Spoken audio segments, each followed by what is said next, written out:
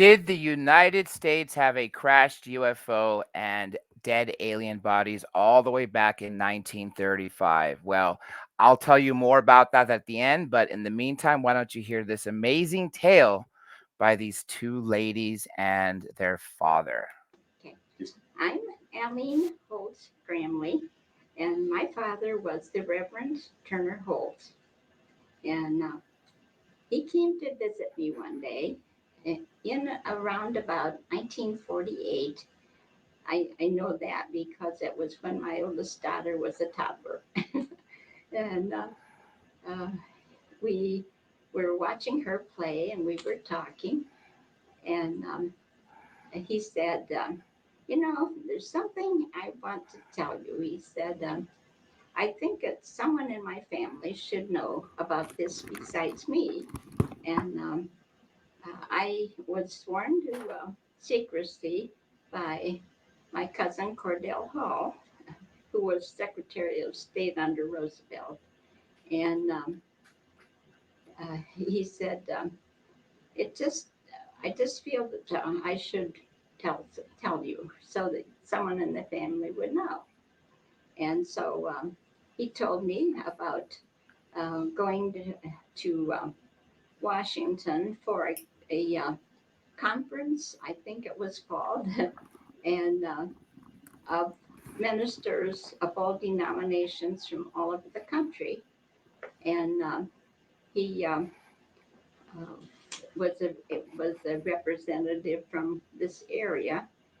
And why he was chosen is probably because uh, Cordell Hull put his name in the box because it wouldn't be very likely that anyone in Washington would have picked a preacher from a little town like Shenandoah. and, uh, and so while he was there, why, I'm not sure how they got together, but he and his cousin Cordell Hall, I think it was third or fourth cousin. Something like that, Yeah. but related Yeah, through the Riley family. yeah. And he got together with him at the state capitol building. That's where Cordell wanted him to be.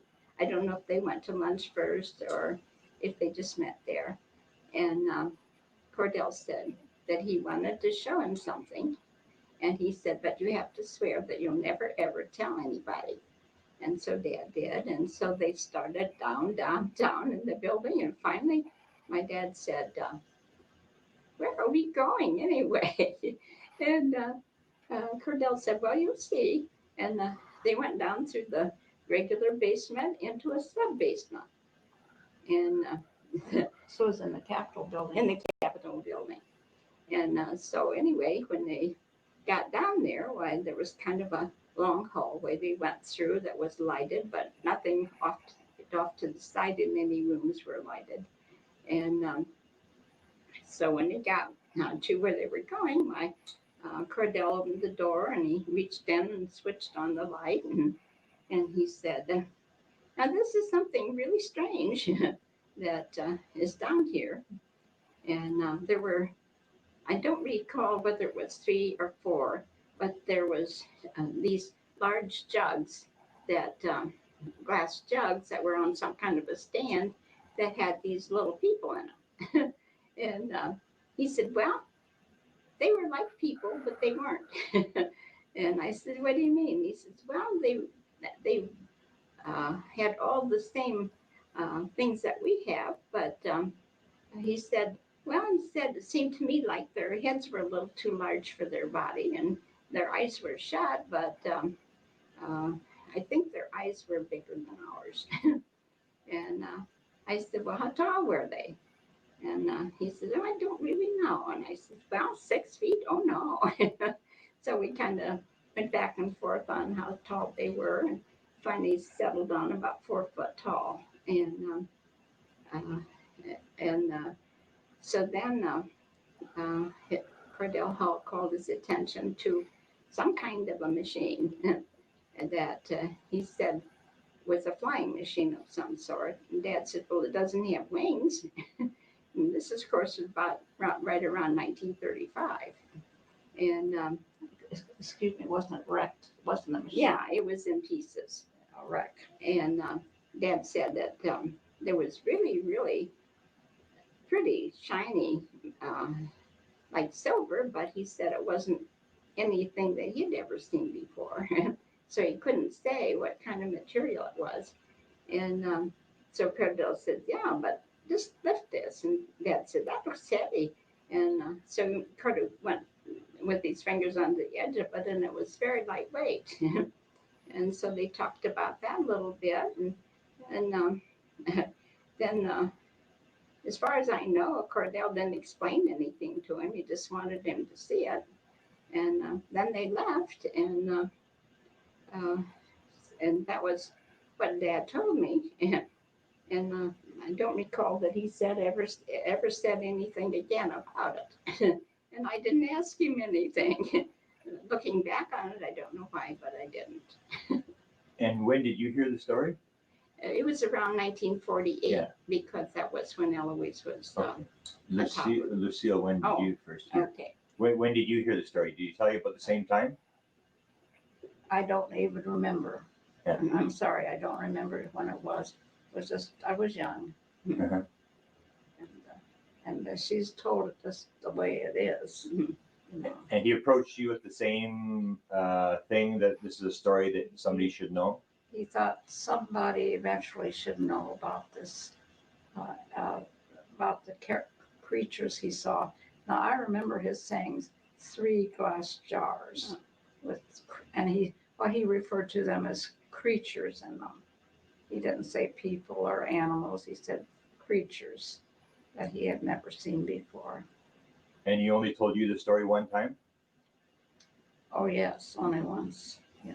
And because I think he sort of had a guilty conscience that he had promised not to tell, but as time went on, he realized that somebody should know about this, you know. And at the time, there was a sub-basement in the Capitol building.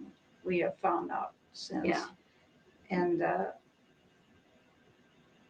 now it's something else. Railroads down there or something else. I think it's a bomb shelter or something for the people in the Senate and Congress. Okay.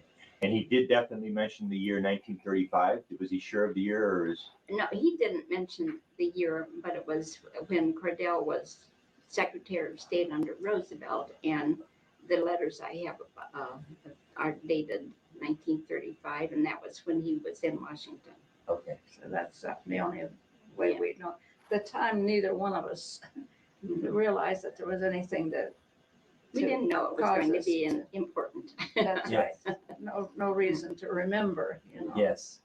Okay, and the last question, and then you can leave. Can you describe why you wrote the letter? How that came about? Myself, I felt somebody should know about this. It's as I grew older and maybe hopefully got a little more sense in my head, I thought this is something that is very important, and hearing about the Roswell thing and other things, I thought this galaxy we live in, the Milky Way, is huge, and there has to be a lot of life in it. This was my thought, and I thought for that reason, someone should know about this. This is a big galaxy, and there are many other galaxies. However, getting from one galaxy to another certainly seems impossible, but from one solar system in this galaxy, it could be possible with advanced civilizations much more advanced than ours, because we're way out at the edge, and some of those that are more interior might be much more advanced. That was my thought. Mm-hmm. And I thought, I must tell somebody this. And so you wrote to? I forget who I wrote to. Jones. It was at the Center for UFO Studies, I think, in Chicago. Heineck? Yeah. I got information on who the person would be from Okay. my son, who is a scientist. Okay. And a Harvard graduate and a scientist. And he didn't want us to tell it because he thought we could get into a really jumbled mess. But we were telling the truth. Yeah.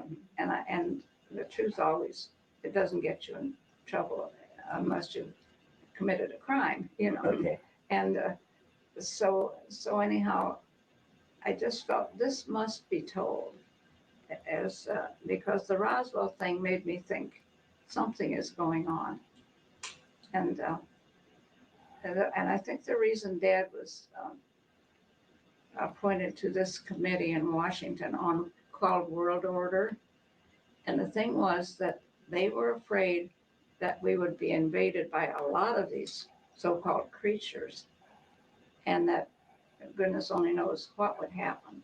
And Dad's job around in this area was to calm people down and help people cope, and find other people who could help, other ministers and whoever could help cope with an invasion from outer space or from one of these other solar systems.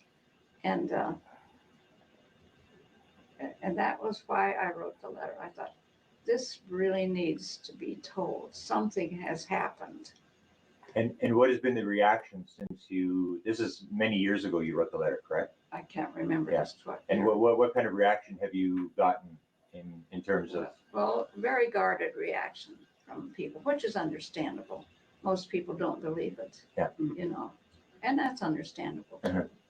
And but if you're a scientist or scientific minded, you realize that there has to be a lot of life out there of one kind or another, and a lot of it could be a lot smarter than we are. Most of it probably is, you know, and that's my thought. This ought to be general knowledge, because we might have to, who knows, we might have to defend ourselves, but the great huge distances make it unlikely. Yeah.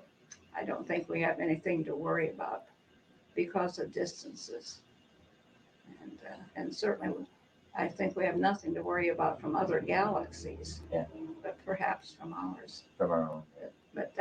But my knowledge is so limited that just knowing about the Roswell thing, and then about what my father saw, and he was a very honest man, had all his faculties, and he was also a very intelligent man, very, very intelligent. And when did your father pass away? Have to stop. It's been let's see now, in 66. Yeah, I was going to say in the 60s, but I don't remember exact year. In 66, in February of 66, and it's been a long time now. Yes. And he wasn't very old. He got leukemia. Okay. And acute leukemia, and died from that. Okay. I really. Okay. I appreciate experiences with pilots. Okay, so folks, let's talk about that for a brief moment. Now, we all know that in 1930, well, first of all, 1945, sorry, I'm trying to do multiple things here. In 1947, we had the Roswell crash, right? Oops, what is going on here? Okay, we had the Roswell crash in 1947, but in we had the Cape Girardeau, Missouri crash. Now, on top of that, I guess the camera's not working, so we'll shut that off. We also had the 1896 Aurora, Texas crash. However, that crash with the single alien that was found was buried at the cemetery. So, what could this crash be? 1936, Black Forest, Germany was a crash, but that's a year after. And it's alleged that's how Adolf Hitler got the technology for things like the Wunderwaffen, the Bell, the Glock. But David Grush, since he's come out, has talked about this crash in 1932 Magenta, Italy, that we, the United States government, was able to retrieve along with the bodies. I guess whoever was in charge of Italy at the time, I don't know if this was before Mussolini or not, or maybe the early days of Mussolini, he handed it over. And then if you ever heard that confession of the person who was in the program with the crashed UFOs that I uploaded months ago, he said that there was an agreement with Europe that we essentially get everything. The point is, though, if this is true, and I don't see why these two ladies would be making it up, why would their father, a pastor, tell it to the daughters if he wasn't telling the truth? There's nothing to gain, especially in that era we're talking almost 90 years ago, 89 years ago, when the Secretary of State under FDR brought their father, a pastor, down into a sub basement in the Capitol building to see a crashed UFO with three alien bodies. Anyway, this has slid under the radar. I don't understand how no one really has talked about this. My dear friend Grant Cameron was the guy on the other side of this camera, and he's filmed so many different things. I could see why it possibly slipped. His slipped his mind to tell me about it, but I will be sure to talk to him about this soon. But I do think if the 1932 Magenta Italy crash is accurate, like David Grush says, then maybe that is what these three aliens and the crashed UFO that this pastor was seeing. And if the Secretary of State clearly knew about it, then we all can definitely assume that FDR clearly knew about it and kept a tight lid. Without further ado, friends, I'm glad you were here. Hope you enjoyed it. If you're not subscribed already, please subscribe and hit the notifications. That way, when I do go live, whenever that will be, you can participate.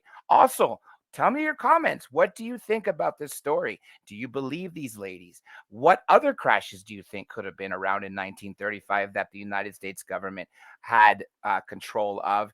And clearly, doesn't sound like these were human beings. So, last thing, if you want to leave a super chat or super thanks, that's always appreciated. And I guess with that being said, I'll catch you all on the dark side of the moon.